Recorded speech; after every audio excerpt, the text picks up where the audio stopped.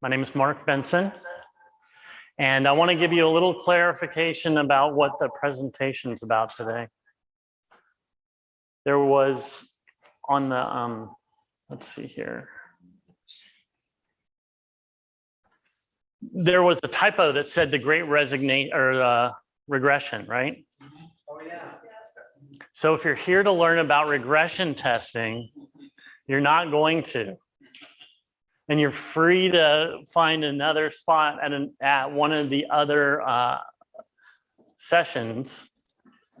What I'm going to be speaking about today is for those of you that have been impacted by people leaving the team in the Great Resignation, the big quit, and you are having to navigate those waters with how to bring people onto the team, to lead that, your group into the future of what is to come in the next 12 to 18 months, this is the right presentation for you.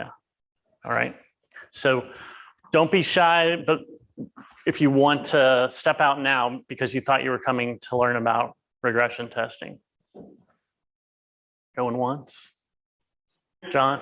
You will have to admit you didn't read the description of the talk, which did have it. Let's see.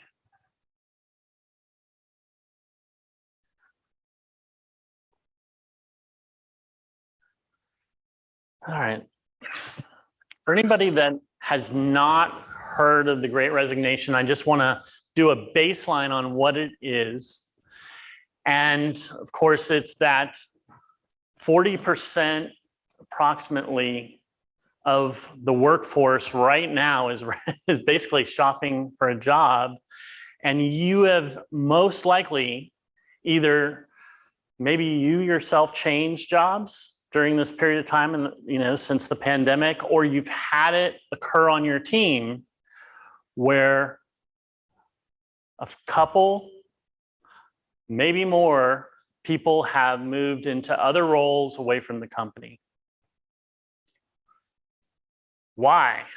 And what can you do about it? I read different things out there, but I will say that inside of these categories of limited career opportunities, not being valued by the manager, and also just relationship with colleagues, but think of that as your team culture and your ability to foster a positive team culture. All those things are within your control. Or within your influence, certainly. Other on the item or on the list, I would say not as much, but you can see that as a leader of your organization, you can have a tremendous amount of impact. And by doing some simple hygiene activities that maybe you're not doing today, and then I'm going to recommend in this session. So that is, in essence, what the Great Resignation is. And I'm going to share a story about how it impacted me and what I personally did about it. I really hope that it allows you to come up with some new ideas as you hire the right talent for your team. I went the wrong direction.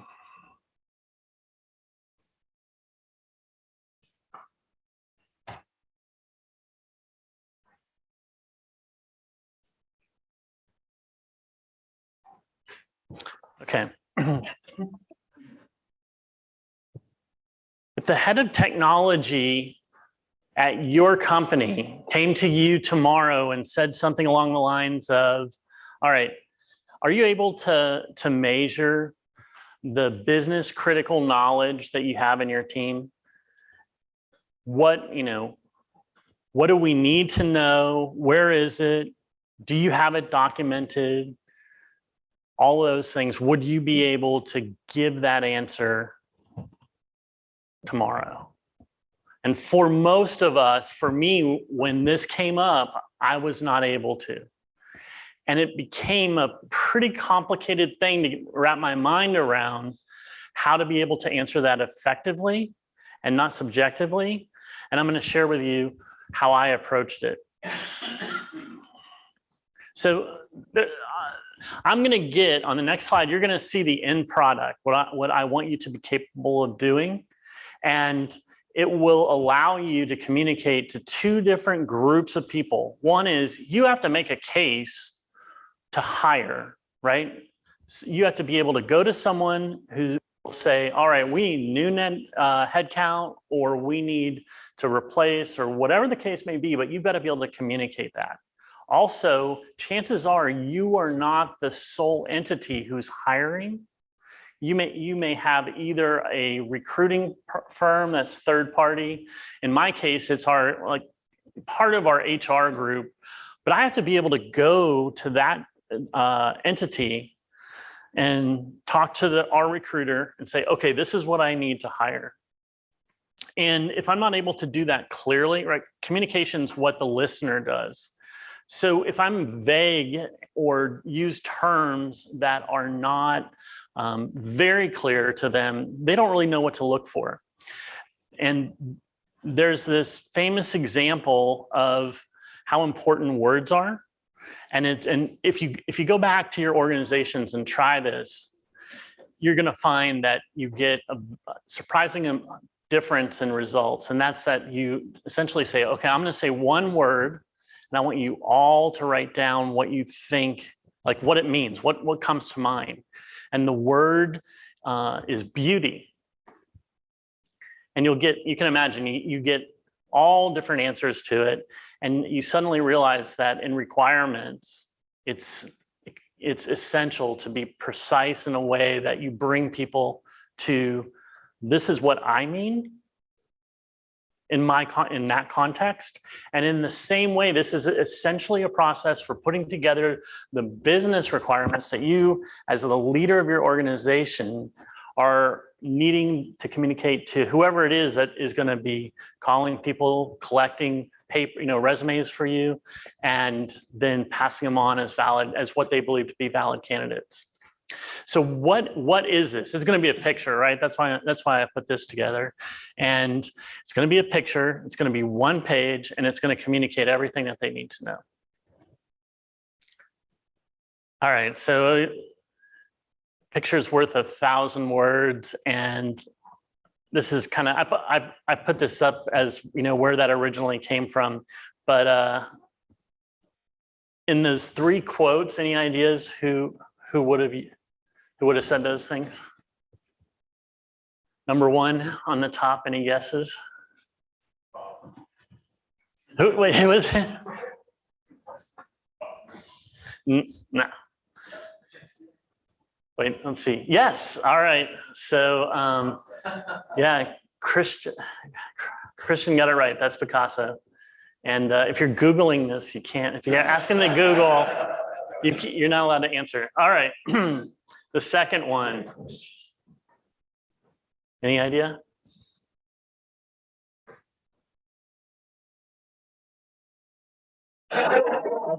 Dan's over there Googling it right now. Is that or he's texting his wife? All right. No. That is Napoleon. Yeah, that's Napoleon. And so which, you know what, Napoleon has great quotes. I love some of his quotes, even though he lost, right? But I like one bad general is better than two good ones. I've used that in practice quite a bit. So a picture may be worth 1,000 words formula. That one and is anybody know that one? You're on the right track, but no. It's so I have brain fog on his exact last name, but this is who it was. It was this Dutch computer scientist that was at the University of Austin, or University of Texas at Austin, named a building after him, and he won an award for programming that they then named after his last name. So I can go in endnotes mode, but yeah, I think that's a good example. So ready to see the picture? All right. So if you're the CIO and I put this in front of you, Do you know what I'm talking about? Can you see the gap? What would imagine that you're the CIO, you've asked me about the skills that we're missing, or where's the business critical knowledge? What are your questions for me right now? Good. What is the label of the right one? This one over here, or yeah. 0% of what? Oh, so I used a Pareto diagram, and so 0% of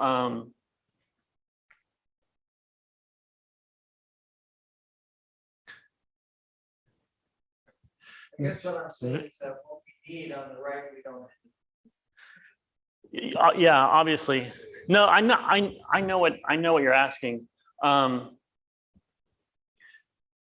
Let me answer that after the thing. Yeah, that's my safest, because I don't want to give a wrong answer. So this right here is the gap, and that's what we have to go and hire for. It should be pretty clear, right? So I'm just starting with where we're going to go, and I'm going to show you how I put this together and how this has helped me to be able to communicate our hiring needs. The market at a glance is it like security is up.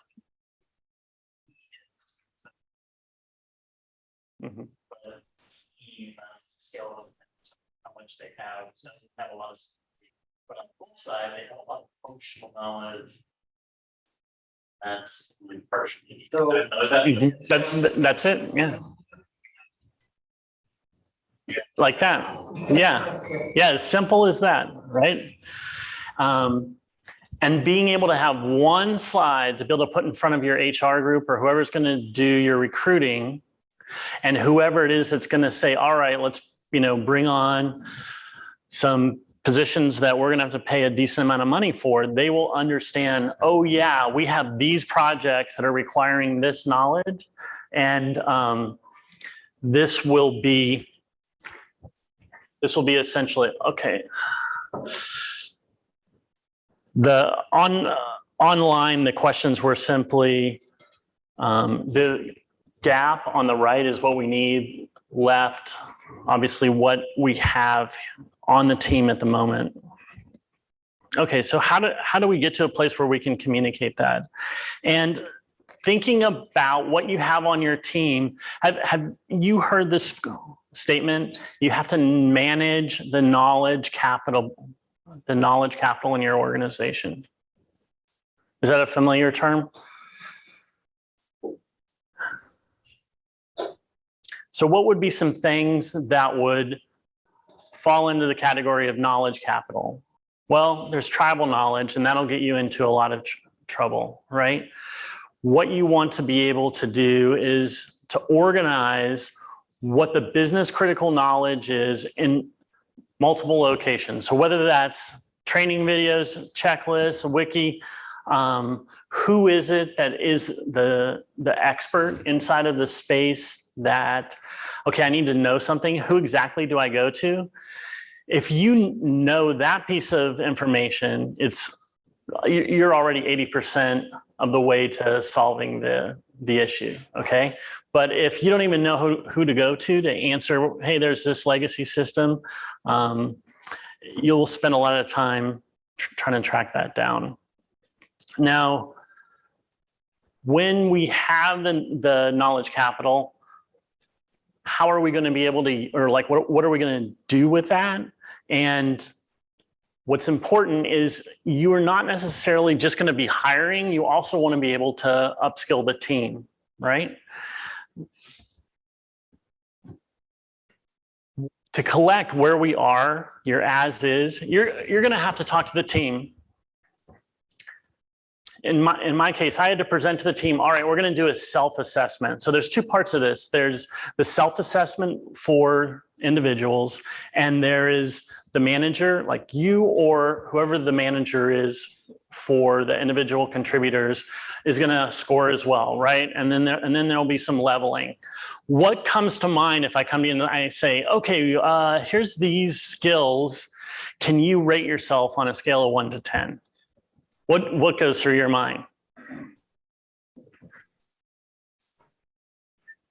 Most people will overrate themselves. That's one thing. Yeah, most people will overrate themselves. Any other ideas? Don't be shy. Yeah. You think underrate? Occasionally, yeah, occasionally, but normally I've seen people be a little higher. But what is the other thing that can be the response when you say you're going to do a self-rating of yourself, and we're going to do this for the whole team? Yes, they think that they make an assumption. Your team can make an assumption that you're, going to right size the organization or who knows what. So anyway, this is easy to address as a leader of the quality org. You've got to talk to people early and explain what it is that you're trying to accomplish. So the conversation goes kind of like this. Richard. All right, you know that we've had a couple people in your area move on to other companies, and now we still have the same amount of work, right? And what I don't want on our team to happen is it just gets like spread out across everybody, and now we're carrying a bigger load. What we want to do is understand, like you and everybody else, we're going to do an assessment of what our skills are, what we need for the projects we know about, like Project X, Project Y. And that way we can hire people that are going to be able to assist with not just you getting weighed down, but our plan is to have a strategic way of hiring people that can help us not let it all fall on you. All right. And to be very transparent and upfront that this is why we're doing it. And I can tell you right now, you don't want to be able to communicate anything that can be a scary communication electronically. So I put this up here simply because there isn't one set up. Sorry, there's. That was me responding. Oh, okay.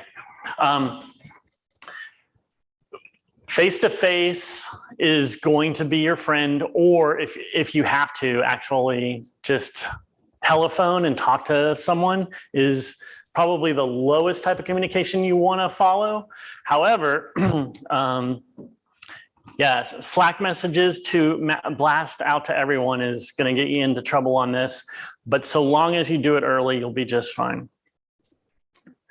So there was that large gap, right? You need to know the current state, and with that, we can start to put together an action plan. This should be a real simple process, right? Where are we today? And where do we want to go? And what are the specifics to get there? You have to figure out, I had to figure out the what are the skills on the team that we need to like put into those categories. And there were many of them that I had to choose from. Getting a smaller list was a challenge, and then defining it into what it meant to our group. So you can imagine if I put just those words like virtualization or Azure or communication, if I'm an HR person who's going to go out and recruit people for you, I know it's the beauty, right? I have all kinds of things that I think that might be, but if you use the precise language and exact definition, I'm closer to be able to go and find the people that are like that for you. So what are skills that you're going to define? Abilities, learning, knowledge, experience, competence, all of those, you can use as far as considering what the skills are. For quality assurance, this is kind of a sample of what was in the, what are the types of skills that I put here.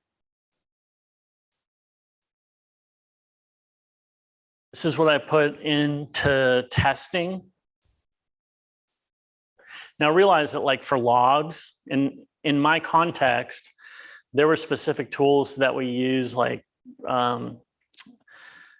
Beartail is something that is just a standard tool for us. Well, that wouldn't be a common way of thinking about what are the logging type skills. Let's see what some other specific ones are. For back-end testing, you'll also see some specifics that are not going to be used in a general sense. For the process, both for communication and what does problem solver mean? You know, these are specific types of context that were appropriate that I thought, okay, this is what we want for the types of projects that I'm aware of that are coming up. And then finally had some things that were both related to technical and then related to database work. I had to get this into about a half of it, right? I had to carve out about 50% of these different categories, but being able to say, these are the skills, this is what it means for me, and then the self rating and the manager rating is what comes next.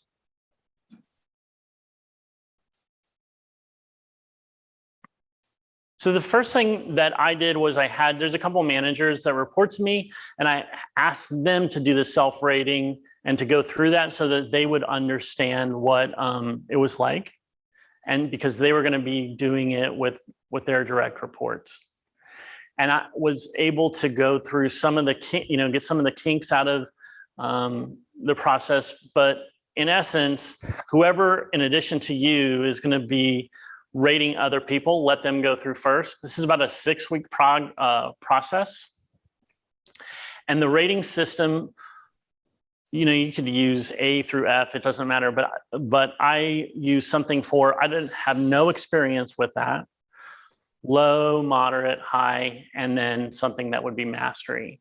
In most cases, I would not expect to see mastery because it was implying in the way that I talked about it, I don't really have anything else to learn. Like I'm the master, top of the mountain, right? And that was kind of a sign that people were overestimating their abilities. So this particular sheet was sent out to everybody on the team during their rating after the managers were able to do it, and then combined it into an overall sheet that then we put into trying to level it out, right? To account for whether they're going above or below. So we used both a standard deviation methodology, and we also did standardizing, which is more of normalizing those numbers. What you'll see though is that in essence, the gap is fairly similar, just more dramatic when we took out, depending upon our approach with how we mathematically wanted to say, this is the level of skill numeric rating across the team. And specifically what I mean by that, just so you get it, is communicating into HR or to whoever's going to justify those requisitions financially, whether that's the president of the company or a VP or who knows, is whether I just took a sum of averages and whether I took a normalization, the whole Z score, it didn't matter, right? What that mattered for, being able to be more precise in leveling it out, simply was if I wanted to work with somebody on individual performance management because they thought they were an 8 and I'm going probably a 6 or a 5, it could be used for that. But in this exercise, that was not the purpose whatsoever. But I did see with the data that came out the other side that, okay, there's a gap in how they see themselves and where I believe they are. I might not be right, that they could be underutilized. However, we did go through a performance cycle and I didn't mess around with that. I simply wanted to be able to say, what are the skills we need for the future for projects that we know about? And let's not hire what we had, let's hire what we need. And when I communicate to the people that are going to do that, I want them to know exactly what it is that I'm trying to say to them. That's that diagram, all right? Another aspect is the audiences for this are kind of the HR organization and whoever it is that's going to be top of your technology group. And since the pandemic, they've gotten to where they're communicating a lot more than before. And so your messaging to them needs to be more in alignment than it needed to be, or things can get tripped up a lot more now if you're kind of communicating, emphasizing one thing to one side and another to the other. So you want to ensure that your communication is going to be clear to both of them. It's just straightforward and clear. Any questions up to now? Okay. All right. Finally, this is the graphic that I went with. All right. So when I went out and started to socialize what I needed, I actually got rid of the Pareto information, and I simply used the sum of means. Now I had that other information available to me, which in a way made me more comfortable because there was a lot more math behind it. But what I thought is this lets the message that I want people to understand get out simply and elegantly. And in addition to providing this, I would also give the HR recruiter and when I use the term SDLC, this is what I'm talking about, right? So both the term and then the definition was part of that deliverable that I gave to my recruiter, all right? In addition to this, I thought about something that I did not use in a way I wish I would have if this was a performance management tool. And I realized that some of the things that are used by, I don't know if anyone, your organization has Trackstar or Perform or any of those types of systems, but the math that it's depending on is like you have to rate so many individuals. I think you have to get to 40, go through 40 performance reviews, and then it starts to see your personal bias and so on and so forth. And I realized that what I would have liked to have had available to me that they weren't collecting is to put in a score where someone on the team would say, hey, in my career, let's say on integration work, I want to be able to, I want to get better at this. So I see myself as a 6, but I would like to get to an 8. So help me to be able to say, this is where I am, and to communicate back to me interests in their career. This particular, I know everybody's plugging their stuff, so I just, this was just posted about an hour ago. Let's see if I can get it to come up. Don't have a book, and I don't have other stuff, but I just put up this position on LinkedIn. Came in about the time that, not last lecture, but the one before that. So yeah, at the end of communicating all of that, this was what I have as a news cycle. And what you shared about getting a lot of not qualified individuals, I believe that that's the case as well. And in my situation, the way to deal with that was having very clear criteria for, let's say you get 100 candidates from a posting like that, and you may have better methods, and I would love to hear about it, because when I go back on Friday morning, I'm going to get, you know, paper that will have been curated a little bit, but I'll have to go through it again. And is to have very clear, you know, criteria for saying these candidates wouldn't be inside of a qualified set, and to be pretty quick about getting back to the ones that are valid candidates. We've hired 4 people. And also, you know, since I started to put this together, and we've also had a situation where inside our organization, I had somebody come to me who'd been on the team for 8 years and said, I always wanted to be a BA.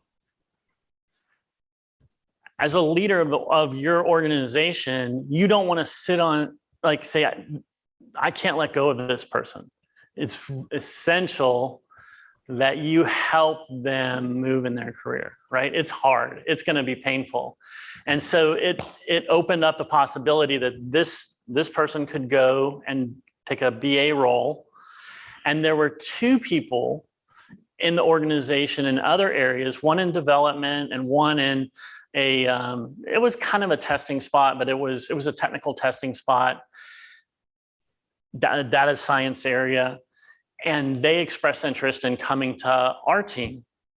And so make sure that the organization that you're leading is that one you're good if people express that they want their career to go in a specific way, and you're not hanging on to them. And also that your group is one in which you would want to join.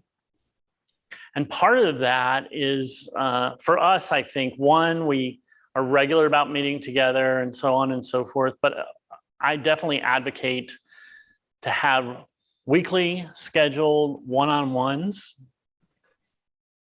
and that's the meeting for the employee.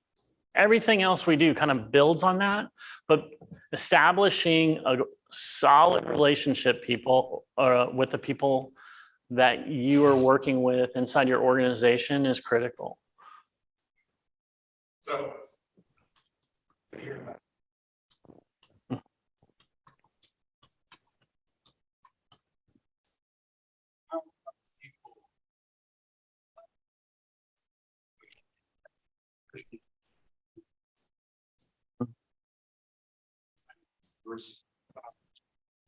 Yeah.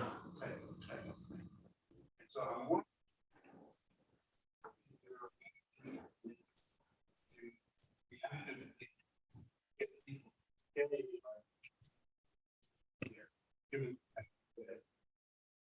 now seeing versions of the Yes, the answer is yes. I don't have all the answers there, but I can share. I did have a boomerang. I had somebody who left for 45 days and then wanted to come back. And normally we wouldn't do that. It was a big exception. And I would, you know, frankly, a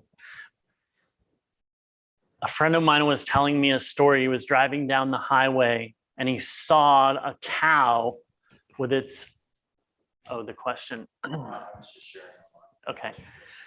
He saw a cow with its head through a wooden fence, stretching as far as it could. Yes. And he so regretted that he couldn't get that photo. And that's just a reality. So you want to, as best you can, for individuals that you would like to remain on the team, keep an open door, even if you can't boomerang that quickly. But in those one-on-ones, that just becomes the foundation, and you need to ask as the manager, how's it going? Are you happy? Those sorts of questions, and be willing to listen if they say, I just want to let you know I'm looking. And when people have talked to me about that, it's helped. I imagine several of you have had that experience where you're not expecting it and someone walks in your office and hands you a piece of paper and you just didn't know that was coming. So that is why that one-on-one opens the door for many, many different things. I mean, how hard am I really going to work for somebody that I've worked for 4 or 5 years and they don't even care to know the name of my kids? So make sure you know the name of the kids of the people who are your direct reports and on your team. Things like that matter and will help tremendously on, during a season like this when it's challenging to get good candidates. I think Christian kind of alluded to what I'm curious about. So I asked,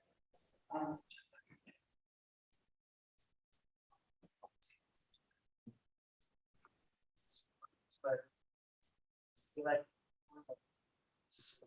hesitation, my boss, I don't want them to be like one thing, so I'm shocked.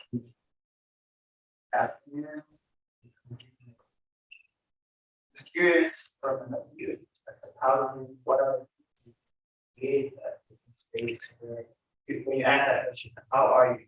Business, oh, fine, then then we get the other that space. To create that space. Okay, so I think the question, let me just restate, is how do you create a space that is open, where you can speak honestly and where you have trust to share things like, there's some stuff at our company that frankly is making me interested in looking at other opportunities, or I'm getting recruited. Many of your people are getting, and probably you are getting, having people reach out to you with, I have a great plan for your life. And it's a, 30% increase from your current compensation. I don't have all the answers for that, but some of the things that have made a big difference are not being overly selfish, like with the example of sitting on people when they have a desire to either learn something, go in a different direction, or whatever the case is.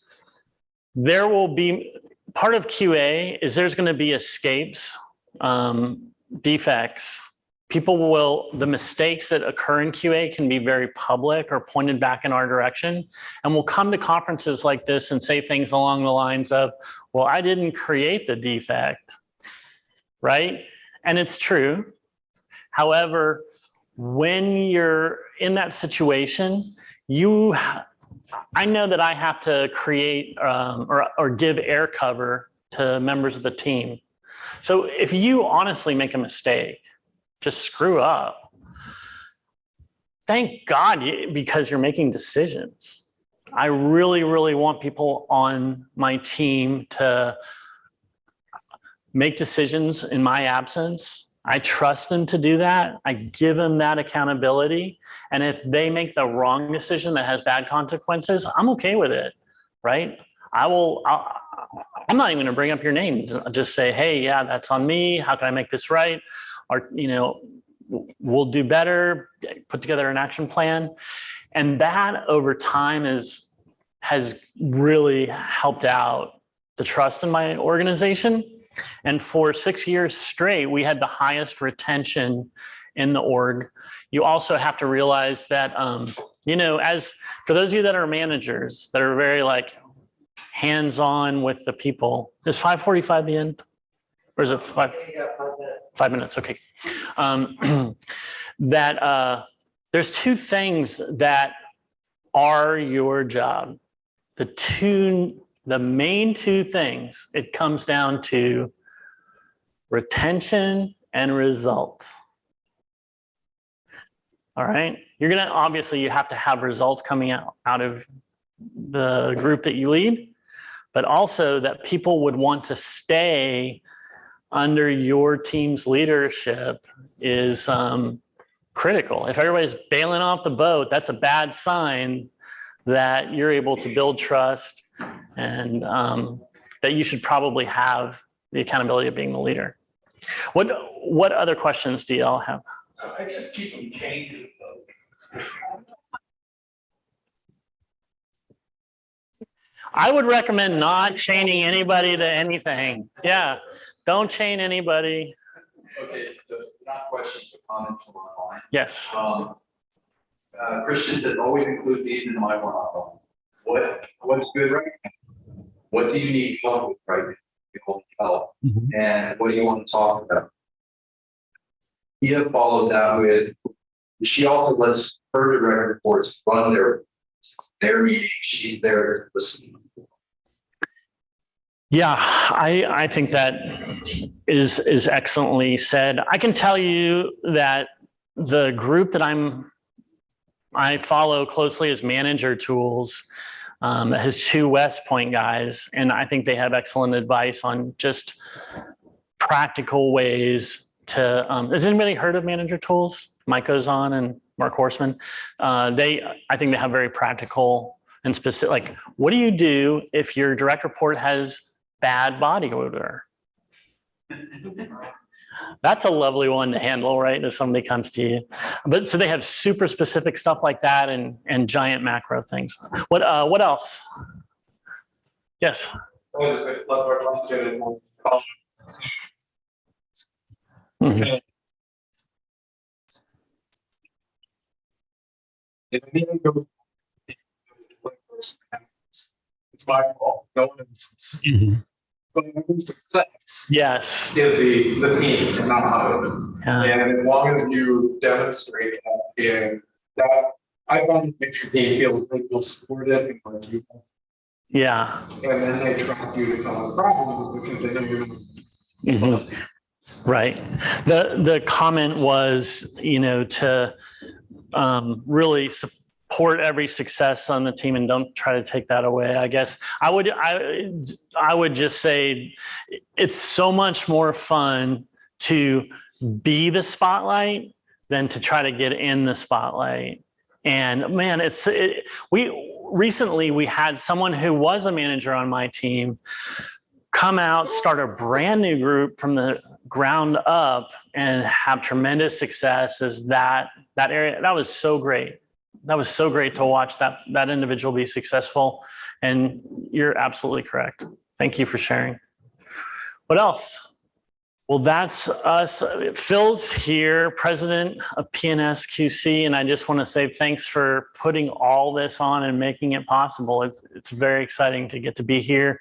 I've learned a lot from everyone here at the conference that I've talked to, and I feel like I went to a PhD boot camp and found out how many things I didn't know. So thank you, Phil. Thanks everyone who's shared their knowledge, and I really look forward to meeting more people and getting to spend time with you.